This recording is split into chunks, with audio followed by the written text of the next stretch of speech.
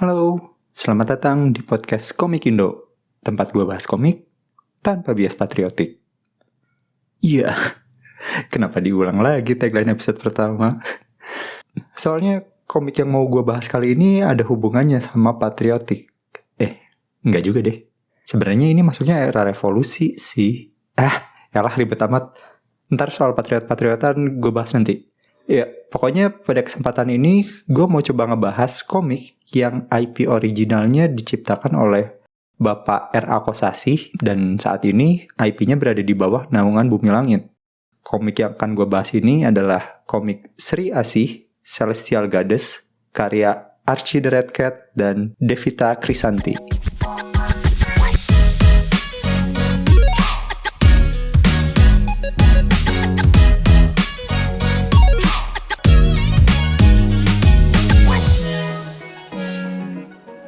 Sri Asih Celestial Goddess adalah salah satu dari sekian banyak judul komik Sri Asih.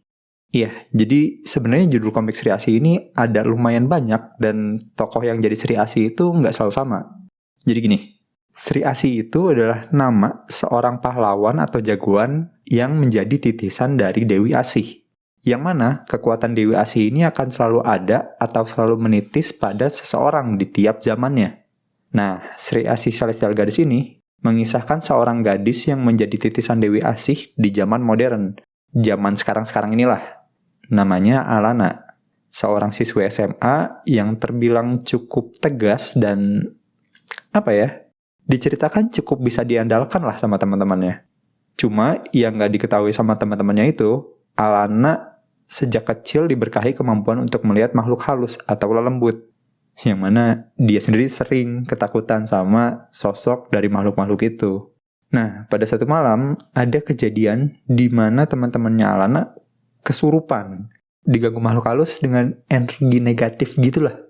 Pada kejadian itu, akhirnya Alana bisa dapat kontak batin dari Dewi Asih dengan jelas. Dan akhirnya Alana nerima kekuatan dari Dewi Asih dan menjadi Sri Asih, sang pahlawan pembasmi kejahatan yang mempunyai kekuatan melawan energi negatif di muka bumi. Gitu. Oke, komentar gue soal komik ini, kalau dirangkum dalam 2 kata tuh Mahou Shoujo. Sorry kalau lu nggak setuju atau kesannya ngebanding-bandingin dengan genre komik Jepang. Tapi dia tuh literally seorang perempuan yang punya kekuatan magis gitu. Jadi mau nggak mau otak gue langsung ke sana. Oke, itu skip aja. Kita lanjut ke karakternya Alana sebagai siswi SMA. Sebenarnya gue nggak terlalu banyak punya referensi komik shoujo. Jadi mungkin tebakan gue sih dia memang punya karakter utama dalam komik cewek ya, beauty and strong gitu. Mungkin hal yang unik buat gue, karakter Alana ini dijelasin kalau dia sosok yang selalu terlihat cool di mata teman-temannya. Tapi di sisi lain dia tuh sebenarnya bucin. Biasanya kan kalau karakter cool walaupun suka sama seseorang jatuhnya jadi kayak jual mahal gitu ya. Ya kalau bahasa wibunya mah tsundere lah. Jadi menurut gue unik aja berusaha nyatuin 2 hal yang cukup bertolak belakang. Walaupun sebenarnya menurut gue sisi bucinnya Alana ini jauh lebih mendominasi ya. Ya mungkin karena di komiknya selalu diceritakan POV-nya dari Alana. Tapi mungkin lebih menarik kali ya kalau sisi coolnya Alana lebih sering ditonjolin gitu. Kalau kata netizen mah menunjukkan seberapa kuat bahu anak perempuan pertama dalam keluarga gitu. Terus kalau sebagai Sri Asihnya, gue dapat banyak komentar kalau karakter Sri Asih Alana ini adalah Sri Asih dengan development yang paling bagus atau paling kelihatan gitu. Dan gue cukup setuju sih dengan hal itu. Sri Asih Alana ini harus mempelajari kekuatan Sri Asih satu persatu gitu. Beda dengan Sri Asih lain ya, sebut aja misalnya Nani Wijaya gitu. Titisan Dewi Asih lain di zaman sebelum Alana. Kalau Sri Asih Nani Wijaya, dia langsung dapat full set kekuatan Sri Asih. Sedangkan Alana di sini masih harus latihan meditasi, melawan Gandharwa, dan latihan spiritual lainnya lah. Oh ya, sedikit komentar terkait kemampuan Alana ngelihat hantu ya. Gue jadi kepikiran, mungkin salah satu alasan gue gak begitu relate sama Alana tuh karena selain gue bukan siswa SMA yang bisa ngeliat hantu ya, gue ngerasa penjelasan Alana ketakutan akan sosok hantu yang dia lihat itu kurang bisa terwakilkan gitu. Soalnya seringkali hantunya Alana cuma digambarin kayak bayangan hitam ada matanya gitu aja kan. Dan gue jadinya gak begitu nangkep gitu alasan ketakutan Alana. Berasa kok begitu doang takut sampai segitunya. Ya gue paham sih untuk komik webtoon yang frekuensi tayangnya ketat, buat ngasih detail nyeremin ke sosok-sosok itu bakalan makan waktu. Tapi ya gue rasa kalau ngegambarin hantunya bisa lebih berbentuk dan ada efek-efek seremnya gitu, gue jadi bisa lebih relate kali ya. Kayak hantu yang di museum atau genderuwo aja, itu udah lumayan kerasa kok. Terus buat ceritanya sendiri, tadinya gue rada skeptis dengan ide cerita Sri Asih, si superhero yang melawan lelembut dan hantu-hantuan gitu. Soalnya kalau kita lihat superhero lain kayak Gundala, Godam, Virgo gitu kan, musuhnya ada gitu, nyata. Lah ini tadinya gue pikir, masa iya lawannya ntar Tuyul, Kunti, Poci gitu kan. Tapi surprisingly buat gue musuh yang dihadapin Sri Asih Alana ini cocok dengan baseline cerita Sri Asih. Sri Asih kan kekuatannya dari Dewi Asih ya, yang bisa dibilang sosok magis gitu. Terus kekuatan Sri Asih juga pakai aji-ajian kan, ya mungkin kalau di zaman dulu erat sama hal-hal klinik lah, dan hal klinik itu erat hubungannya sama makhluk-makhluk halus gitu kan. Oh iya, dan kekuatan Sri Asih ini ada hal irasional yang ngebuat ceritanya jadi rasional. Gimana tuh? Di beberapa cerita Mahou Shoujo, sering banget karakter utamanya berubah, terus ngelawan penjahat, tapi nggak ada orang yang sadar kalau yang ngelawan penjahat itu si pemeran utama gitu. Nah, di komik Sri Asih ini diceritain kalau dia tuh punya ajian yang namanya selingkup rupa, yang ngebuat orang lain nggak bisa ngetahuin identitas asli Sri Asih gitu. Ya mungkin mirip-mirip susuk gitu kali ya.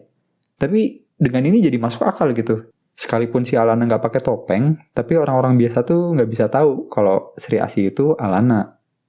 Nah, buat universe-nya, ini sebenarnya gue nggak bisa ngebahas potensi universe si Asih Celestial Goddess nih cuma dari satu komik ini aja. Karena untuk era revolusi aja, universe dan superhero yang terlibat udah sebesar itu.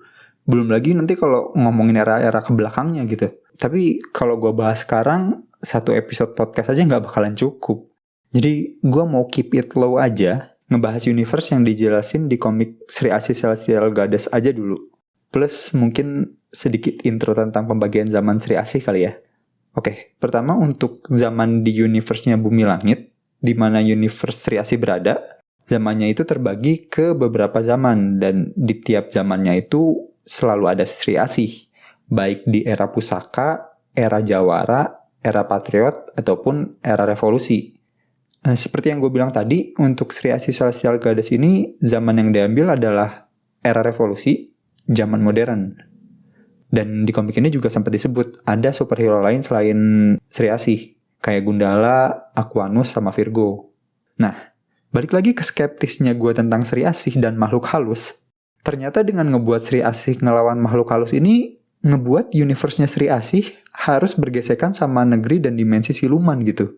Jadi di sini dijelasin kalau dulu itu bumi dihuni sama siluman, dan seiring berkembangnya zaman, siluman tergeser sama keberadaan manusia.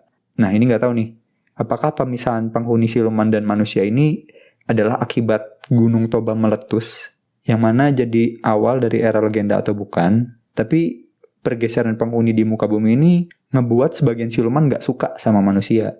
Dan menurut gue, sinergi ini yang bisa ngebuat cerita Sri Asih tetap jalan, sekalipun dia itu bisa dibilang superhero yang lawannya makhluk halus gitu.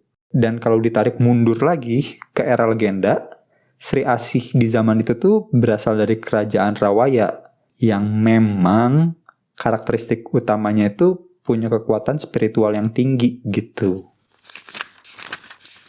Oke, buat gue pribadi, komik ini tuh kalau boleh dibilang bukan selera gue, tapi gue rasa ada beberapa poin yang justru mungkin lo akan suka. Soalnya emang kalau nggak salah, target pembaca dari Sri Asih Celestial Goddess ini remaja perempuan umur belasan atau 20-an lah kayaknya. Dari target pembaca aja udah bukan gue kan ya, tapi tetap ada beberapa poin yang bahkan gue sebagai yang bukan target utamanya bisa ngerasain itu tuh hal yang bagus gitu. Dan satu hal yang buat gue selalu kepikiran sama komik ini, dan menurut gue unik, gue cukup sering nemu cerita yang kategorinya tuh plot driven atau karakter driven gitu.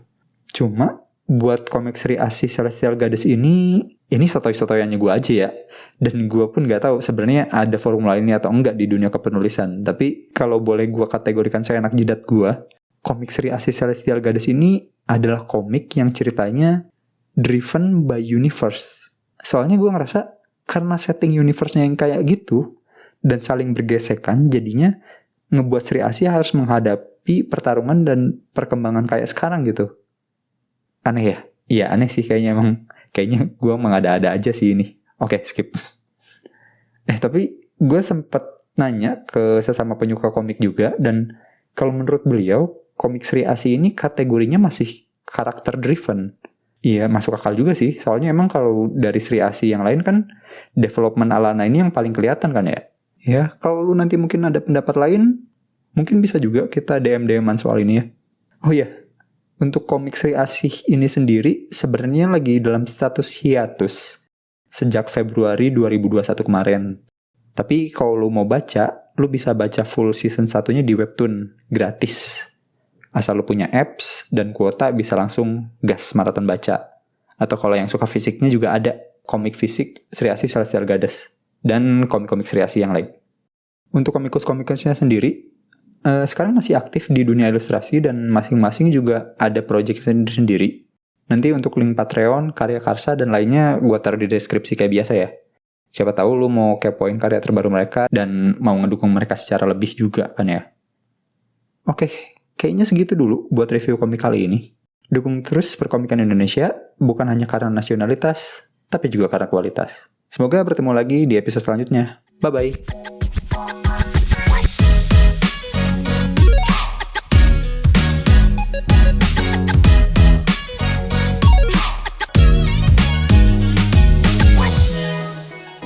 Oke, side note kali ini kayaknya lumayan panjang karena gue mau ngomongin perbedaan dan kesamaan Sri Asih Celestial Goddess dengan filmnya, yang mana harusnya akan tayang di bioskop beberapa hari lagi kalau dihitung dari tanggal episode podcast ini naik. Oke, pertama, untuk cerita di film, dia menggunakan nama karakter yang sama dengan yang di komik, yaitu Alana sebagai Sri Asih. Walaupun sebenarnya ada beberapa kandidat lain kayak Nani Wijaya atau Rangganis. Tapi Alana di film layar lebar nanti juga jelas bukan Alana yang sama dengan yang di komik. Karena di film Alana bukan anak SMA. Dan kayaknya yang di film ini Alananya lebih ke praktisi martial arts ya. Terus juga ada beberapa entitas yang sempat disebut di trailer film tapi nggak ada di komik. Yang pertama Dewi Api. Kalau di komik ini Dewi Api sebenarnya bukan lawan dari Sri Asih. Tapi lawan dari jagoan lain yang namanya Nusantara. Terus yang kedua ada juga Jaga Bumi. Di komik Celestial Goddess, nama Jaga Bumi emang belum sempat disebut. Tapi ada di komik lain. Jadi sebenarnya Jaga Bumi itu adalah kelompok atau lebih tepatnya sebuah janji suci untuk menjaga bumi. Janji ini diikrarkan sama 3 kerajaan di masa lalu. Yang mana salah satunya adalah Rawaya. Kerajaan yang diwakilin sama Sri Asih. Terus yang ketiga, di film ada karakter yang namanya Tangguh. Di komik Celestial Goddess belum ada karakter yang namanya Tangguh. Tapi kalau di komik lain, Tangguh ini sebenarnya adalah nama asli dari seorang pahlawan yang bernama Sembrani. Nah ini nggak tahu ya, penggunaan nama aja atau emang mereka karakter yang sama. Oh iya, sempat ngedengar kabar juga. Katanya komik Celestial Goddess ini ada bagian yang justru referensinya tuh ngambil dari film Sri Asih. Mungkin kelihatan juga ya, ada irisan dikit gitu. Di komik Sri Asih itu kan lawannya lelembut dan siluman ya. Terus di film juga ada bagian Sri Asih itu ngelawan roh setan jahat gitu. Ya sebenarnya masih banyak sih yang bisa dibahas tentang film dan komik. Tapi kebanyakan masih berupa fan teori sih, jadi kita skip aja dulu.